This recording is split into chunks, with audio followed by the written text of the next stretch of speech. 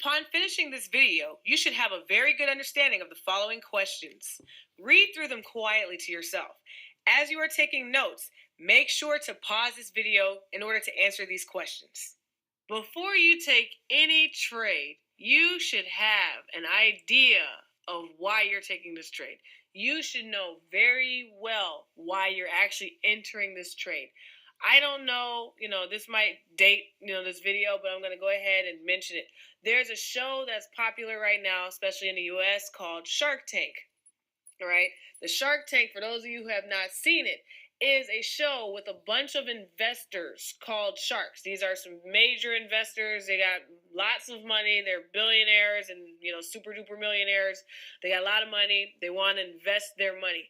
And then you've got these bright and hopeful individuals that come into what we call the tank, the Shark Tank. All right. They come in and they pitch their ideas to these sharks, the investors. Their goal is that hopefully they get a deal. They get a shark that wants to invest in their idea and, and hopefully turn them into a millionaire down the line. All right. So why do I bring this up? I bring this example up because you need to treat your investing, your money, as though you are the shark and the market is the bright, hopeful person with the idea. You do not jump into the market. In the same way, if you've ever seen the show, in the same way that you've seen those people come on the show, they say, hello, sharks, I have this idea. Do the sharks immediately invest in them because they look nice and they have a really cute idea? No. What do? They probe them. They ask them all kinds of questions. They interrogate them. They say, what are your sales today? How long have you been doing this? What is your projected price? What is your value? Why are you valuing yourself like that? They're asking questions. They're looking for confirmations for why they should invest with you. And based on how you answer, then they will invest or they don't. All right? You treat the market the same way. You don't just throw your money into the market. If you want to throw your money away, contact me. All right, I will make sure to give you my address. You can just send it this way. Otherwise, if you want to actually invest the right way, you need to develop a criteria of what it is going to take for you to invest. I am very certain that those sharks on that show have a very specific criteria that they are looking for before they invest in those people. You too need to create a list. I'm going to go through 4 different confirmations that you can use to probe the market, to interrogate the market, to look for the right trade setup. Now, down the line, you can change this list, but I'm going to go through some. These are not all the end-all, be-all. These are just some tools, and they will be very helpful. What is your overall goal? To take high probability trades. Your goal should not be to not lose. I don't want to lose. Well, guess what? You are going to lose. Your goal, though, is to not lose that much, to take high probability trades. I'm going to go through this list, guys. It's not going to be necessarily, you don't have to have every single thing you see on this list, but the more you have, the better. That's what we call confluence, okay? I will say what is imperative is you need to know, is the market trending? Do you see the market trending at all? Remember, we know, back when I did a video on what is a trend, we know that we need to go with the flow, or also knowing the trend is your friend. We also know that it's best to look on higher time frames. The trend is your friend. Why is it your friend? Because if you know that it's going down, it's on a downtrend, then you know that anywhere you're looking for a long-term sell, you're going to be in a good situation. So if you're looking to get into a sell and you know this is on a downtrend, then that should already give you some confidence. That should give you confidence for your confirmation. If you're looking for a buy and it's on an uptrend, then that should give you confidence. If you're looking for a buy on a downtrend, then you are going to know that you should be looking for something that's not going to be very long term. Remember, if it's on a downtrend, you should be looking for sells. The next thing that you should be looking for is support and resistance.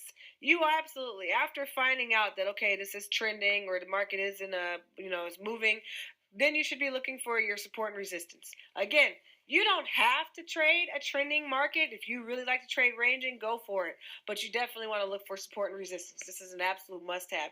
Look for support and resistance areas.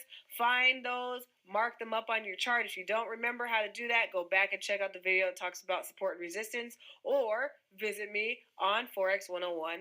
I will be conducting live sessions. The next thing you should be looking for to add to your confirmation checklist is to see what is price action doing. Go back and check out my video on price action. If you have not watched that, watch that first before you look at this confirmation checklist. All right. So remember, wicks tell you a lot about the decisions being made in the background. All right. They let you know that price may want to reverse, or they may want to move in a certain direction. And you'll get all this by checking out that video on price action.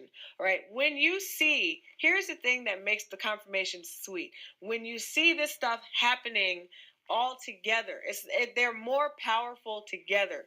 It doesn't matter if you see wicks somewhere around, somewhere floating in the middle. But when you start to see wicks in areas of resistance or in support, or previous resistance or previous support, that is now what you call confluence, meaning you have multiple things that are showing you that possibly the market wants to move. So if you have, let's say, support and resistance, and then you've got wicks in that same area showing you that price is exhausted, it doesn't want to move up anymore, then that should get you ready for looking for possibly a sell.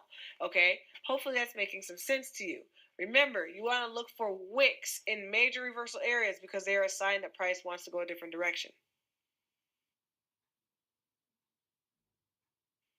Another criteria that I look for is consolidation. We talked about consolidation in the past. Remember, consolidation is that sideways movement. Usually, it's a trader's worst nightmare, but when you're using it in conjunction with everything else, it can actually be your best friend. Why? Because it is the market pausing. When the market comes to a pause, then we need to come to a pause and we need to see what's actually happening.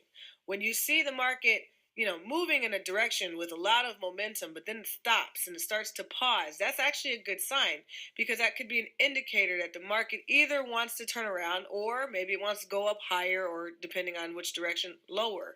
Nonetheless, it allows you the opportunity to start to get a strategy in place. So consolidation is very good, especially when you see it in conjunction with support and resistance areas, also known as major reversal areas. It's good when you see wicks happening along the same time. These are all nice indicators that the market wants to turn around. The trend line is another excellent tool to use on our criterion list because, remember, we talked about it in the past. Trend lines are diagonal support and resistance.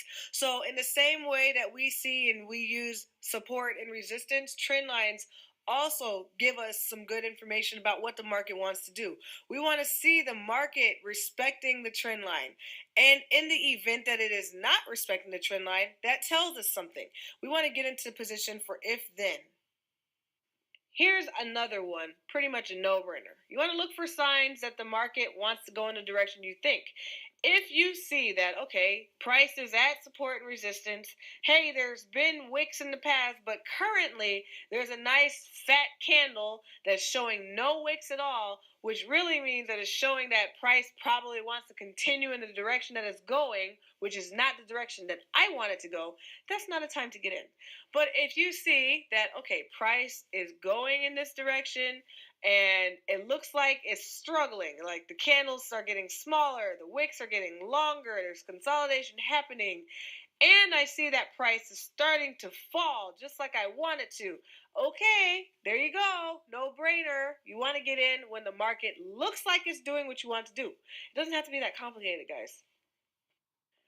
Something else that you definitely want to add to your list that will totally limit you taking terrible trades and increase the higher probability of your trades. You want to look for a retest. What is a retest? Basically, a retest is, let's say, you draw, if you look at this picture, you draw support and resistance lines. Price breaks through it. Let's say price just bulldozes right on through your support line, goes completely underneath it. Now, most people would oh God, I missed the move. Oh shucks, I missed it. Or they might try to chase the trade. They might try to hurry up and try to get in that trade. And then what ends up happening? Let's say price broke through and is going down, and you feel like, oh no, I missed it. And then you try to get in, and what happens? It goes up. Well, what's happening is it has to come. It's retesting that line, meaning price is trying to go back up above it. It was above it before. It fell down. It wants to go back above it. If price goes down and then comes back up, like you see in this picture, and tests the line and then continues to fall, good time to get in. Now, in this picture, you see price has retested this support line, or excuse me, this resistance line 3 different times. That shows it's a strong line. That is a good area to get in, okay? The more you see retest, the better. You don't want to make this part of your routine. Don't take a trade unless it retests. Who cares if it busts through the line? If it busts through the line and just keeps on moving, miss that money. But if it busts through the line, comes back up, and then falls, get in. Then you have something else called, remember, we talked about pullbacks. Pullback is not necessarily a confirmation checklist, though you can add it to your list as something that you do. Some people specifically just trade pullbacks. I'm getting in only when I see a pullback. Now, in the event that you missed that first order, meaning that you saw, okay, price is at the support resistance, there was a lot of wicks, there is consolidation happening in this area, price did retest it, but I missed it. Okay, that's fine. If you missed the retest, wait for the pullback. Why can you confidently wait for that pullback? Because remember, first order, make sure that you're in the trending market. If you're in a downtrend, it's in a support resistance area, you see wicks, you see that there was a retest, but doggone it, you fell asleep and you missed it. Well, shoot, look at that. There's a pullback. I'm getting in on that. All right, so you see here in this picture, we talked about pullbacks in the past. Here's another example of how you can use a pullback for your confirmation checklist. At the end of the day, you guys, nobody has a crystal ball. Well, maybe some of you do, but if it works, let us know. Most of us don't have a working crystal ball. We cannot predict the market. So you need to act like a responder. You are the shark. You don't get to predict if the trade you picked is going to pay off well, but you definitely better screen the mess out of any trade that you get into. Make sure that whatever trade you get into, it follows whatever criteria that you set. By now, you should have a good understanding of the following questions. Read them quietly to yourself and